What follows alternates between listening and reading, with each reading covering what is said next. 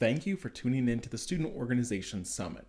Make sure to follow us on social media and check out the many other videos on this channel about working with and advising student organizations. And now, please enjoy your workshop.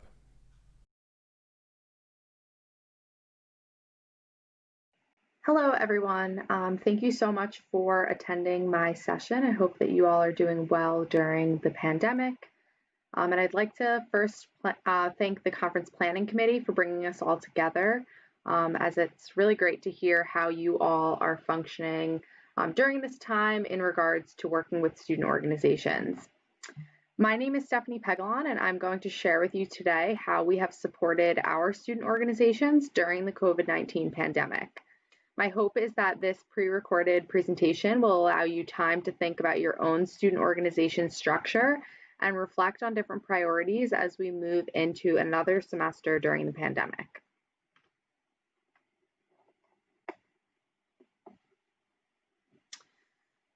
So I am currently the Assistant Director for Student Involvement at Manhattanville College in Purchase, New York. Purchase is located in Westchester County, so for those of you unfamiliar with the area, we are about 40 minutes north of New York City. We are a private liberal arts four-year institution and have an undergraduate enrollment of just above 1,500 students. Our office is the Center for Student Involvement and Leadership, and we are housed under the Division of Student Affairs. For the purpose of this presentation, I will be focusing on my role overseeing all of our 40+ student clubs and organizations.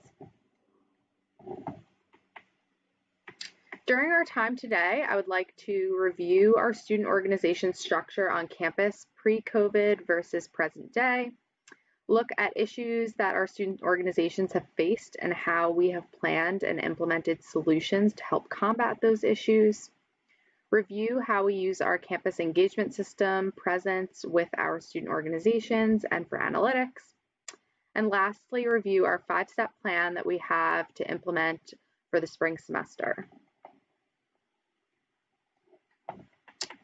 So this slide shows our requirements before COVID-19. Our organizations were required to have a minimum of 10 members that included a president and treasurer. The reason that we selected these positions were so that every organization had a primary person overseeing the organization and all of its functions, and also had someone to manage their funding. Our student leaders were required to attend mandatory student leader training sessions that typically happened annually. Lastly, we had a built-in event requirement for student organizations. Each of our organizations were expected to host at least 2 events on campus, with at least one being co-sponsored with another campus organization or department. This was set up so that we could encourage our organizations to work together to increase impact and attendance at our events. On the right-hand side, you'll see our present day or post-COVID requirements. So we have removed the member requirement as we want our clubs to function in some capacity rather than not functioning at all. Our organizations were still required to register through our office at the start of each semester and keep their rosters up to date. But this allows our organizations to continue working with their active members rather than failing to meet requirements and remaining inactive during this time. Due to this, over 95% of our organizations are currently active in some capacity this semester, which is definitely something that we are really proud of. We chose to hold one mandatory training at the start of the semester and required at least 2 members of each organization to attend the training. This training focused primarily on logistics and policies on campus related to events and meetings, the role of our office and each organization advisor, how to conduct meetings virtually, and virtual event ideas that can be implemented. We also looked at introducing a new budgeting system due to COVID-19 that we shared with our students as well. During this, we chose to remove our event requirement so that student organizations can focus on keeping their organizations running. That is our priority for this semester, is that we want these organizations to keep running and operating rather than requiring different requirements that they're not able to meet. All of our organizations are currently tracking their meetings and attendance, and we've helped some of our organizations host various virtual events throughout the semester and anticipate seeing an uptick in events planned for the spring. These events have also included fundraisers that we were able to make happen using our campus ticketing system. So we use a ticketing system called Manhattanville Tickets, which is university tickets. And that has been a really great tool in helping our organization so that they could still host fundraisers without tabling in person or using any cash sharing apps such as Venmo, Cash App, etc. So as many of you know, there's no one size fits all for working with student organizations. We are constantly looking to improve our system to best fit all of our organizations. And our organizations vary in number of members, types of organizations, the length of time an organization has been on campus. So we are really striving to look at a way that we can support all of our organizations. Pre-COVID, we found that our student organizations were struggling with some different things. Some of those things being struggling to meet requirements, whether it was the member portion or the event requirement. We also noticed an issue with communication between club members, and that caused issues, especially during times when our organizations were looking to transition. Our organizations also struggled to understand how to best utilize the role of their advisor. So we require each organization to have a faculty staff advisor in addition to our team. Our office very much does serve as an advisor to all of our organizations, so students were conflicted where their advisor came into things, and oftentimes advisors were kept out of the loop, so we've tried to repair that relationship since. Lastly, our student organization meeting and event numbers were lower than expected by the students, so this provided some lack of motivation for our organizations. The list could go on, but these were 4 issues that we thought were manageable to address. So prior to COVID, our plan was to create a tier system that would help clubs function as they are rather than in comparison with other organizations that are just not on the same scale. We created 3 different tiers for our organizations with varying requirements that best fit the organizations. Things we looked at to create our tier system were the number of members an organization had, the number of events hosted, and the number of meetings had, in addition to the number of leadership trainings the club offered and various other categories. We chose to keep the requirements low for Tier 1 so that at a minimum, our organizations could operate as a meetup group. Based on our organization numbers, this was important to us to keep the student organizations going. The benefits based on the tiers primarily revolved around increased funding for organizations that were in Tier 1 or Tier 2, and increased access to event spaces on campus. While we have our tier system requirements and benefits planned out, we chose to hold off on the implementation due to COVID-19 budget restrictions and some tech issues that we were having, getting it up and running. We are now revisiting this plan and have hopeful plans to implement by fall 2021. We met with various e-boards to discuss communication plans within the organization and often looped in the advisor, which was a really great resource for the organizations. As mentioned earlier, our advisors are underutilized by students, so we try to loop in advisors when we can. Going off of this, we also hosted advisor trainings in the spring and fall, along with a series of advisor newsletters. The purpose of these were to help advisors understand the requirements of student organizations and how to best assist and support their students. Lastly, we held a student organization training that focused on event planning. This gave students an opportunity to get together with members of their organization and members of other organizations to plan events and ask any questions that they had related to event planning. This workshop took place in person in February before we closed for the semester and was extremely successful. It's definitely on our list to try to do something like this again in a virtual setting as we move into the spring semester, and are encouraging more events from our organizations.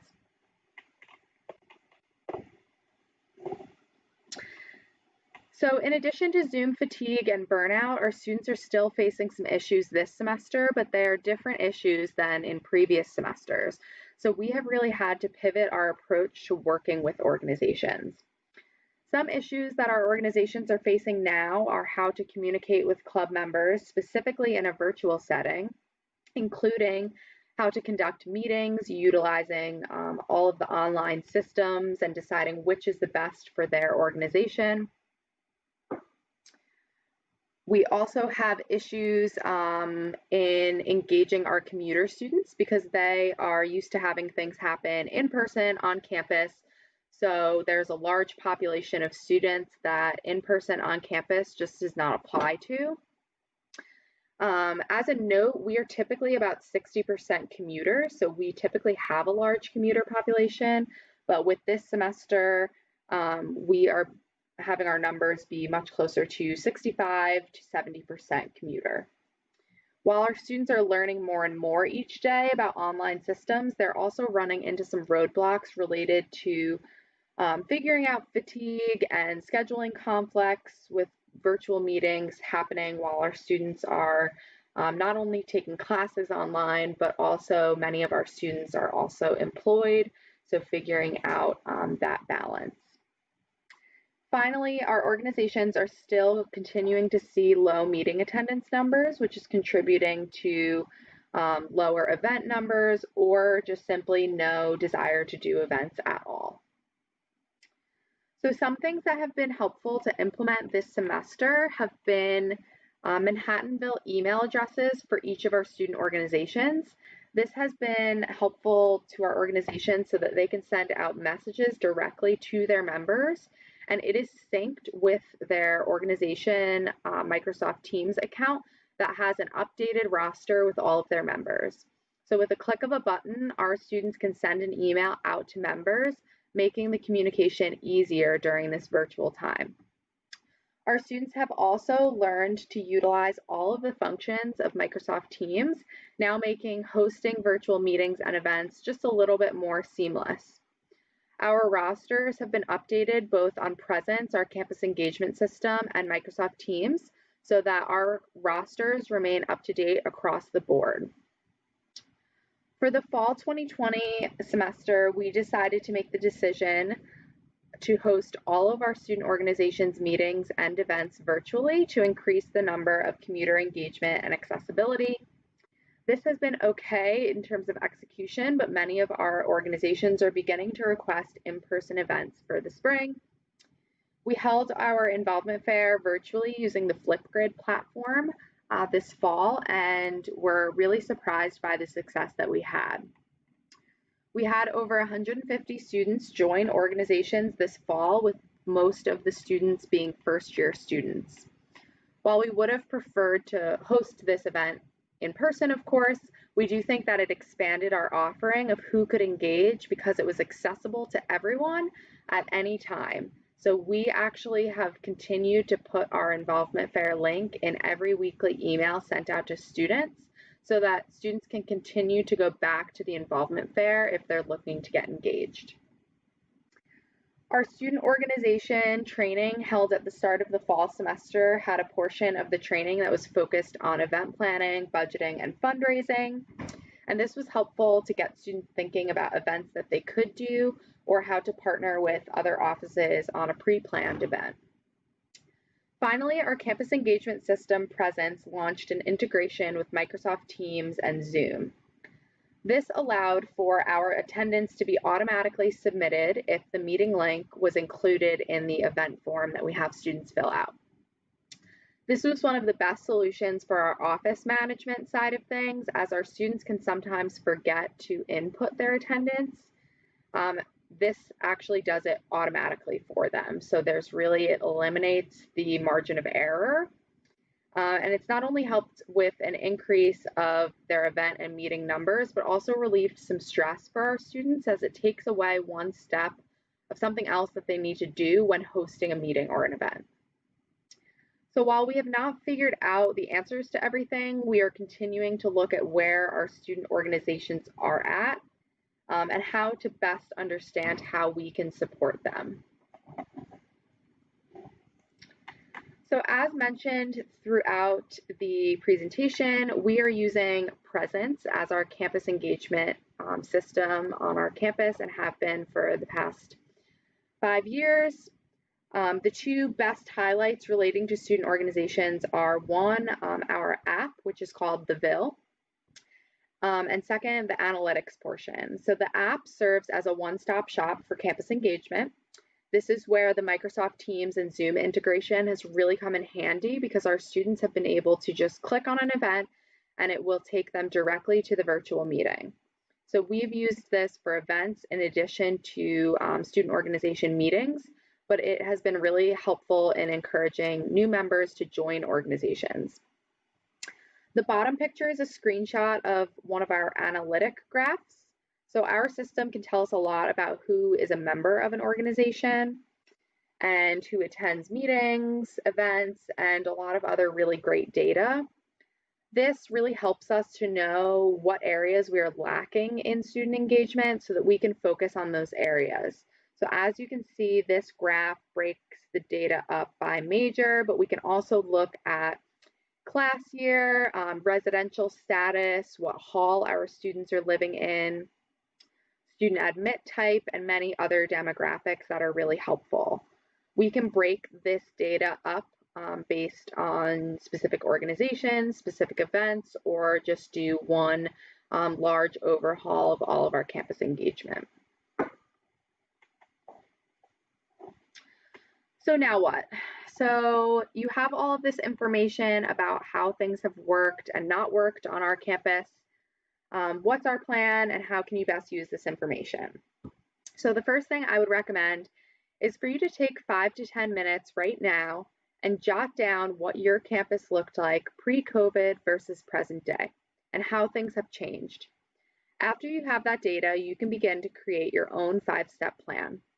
I'm going to share our plan with you in hopes that you can use this as an inspiration as we head into another semester with a lot of unknowns. So we have selected a 5-step approach to working with our student organizations this spring. The 5 things we would like to focus on are training, membership, consistency of meetings, planning, implementing, and evaluating events, and successfully transitioning our organizations for fall 2021. The first step is training, and this applies for both our student leaders and our advisors. We need to train our organizations to be the best that they can be and prepare them with the tools for success. We have done a really good job at doing that thus far, but would like to provide continuous training for our students and advisors throughout the semester. We will likely end up doing this by hosting a mandatory training that will happen for all student orgs and advisors to attend, likely on Microsoft Teams, while also continuing to send out resources and videos throughout the semester in a more newsletter format. Next, we want to help our organizations sustain their membership. For our organizations that are not currently hosting weekly or bi-weekly meetings, how can we get them there? Thinking about our virtual involvement fair for the spring, how can students best recruit during this time? Our Flipgrid was very successful, but we do want to look at other methods for recruiting members of organizations. This might include doing highlights on our social media pages of organizations and all of the great things that they're doing now. Encouraging consistency of meetings. So each organization is different and we really need to meet the needs of each organization on its own. So by encouraging a consistency of meetings, we can help get our organizations back on track so that they're ready to fully function in the fall. This can mean different things for different organizations. Some might meet weekly, while other organizations might meet bi-weekly or even monthly. Whatever consistency it is will help for both the student leaders and the student members. Next, planning, implementing, and evaluating events. And doing it early, I think, is the biggest key. This is something that we are going to be working on with our organizations as we roll into the month of December. So what events are you planning to host in the spring, and how can we use our time now to best prepare? Of course, this adds an extra layer of we don't know what the world will look like in the spring, but if we can get our organizations to move into a 3-step event process where they plan, implement, and evaluate all events, that will be able to they will be able to then take that and run with it for future semesters. And lastly, we want our organizations to finish out the year and thrive, but we also want to ensure that they are successful in transitioning new leaders for future semesters. We will begin to help students thinking about the transition process at the start of the spring semester. We have capabilities to host elections online and can help some of our organizations process through what this step might look like. We hope to host transitional workshops for new student leaders towards the end of the spring semester so that our organizations are ready for the fall semester. We believe that this 5-step approach will really help our student organizations thrive as they are, recognizing that we need to look at each organization on its own and evaluate where the organizations are now and where their goals to be are.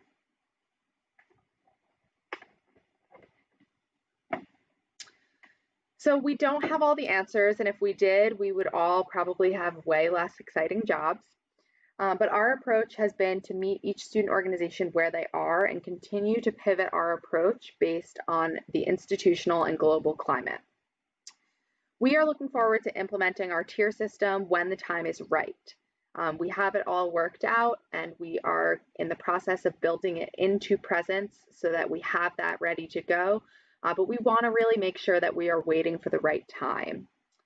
I wish you all the best of luck in working with your own student organizations. I know that you all have busy jobs, and encourage you to give yourself a pat on the back for everything that you've done this semester.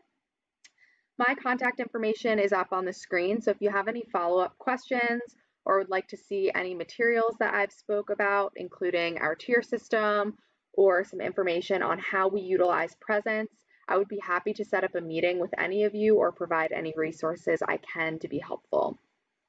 Thank you all so much for attending this session, and I hope you're able to have a wonderful holiday season and some well-deserved time off. Enjoy the rest of your conference. Thanks for tuning in to the Student Organization Summit. If you're watching this live, feel free to reference the schedule for the day and use the link in the schedule to access a Q&A room where you can ask questions or chat with the presenters from this workshop. If they didn't list a Q&A link, or you're watching this video after the event, thank you for your interest in the Student Organization Summit.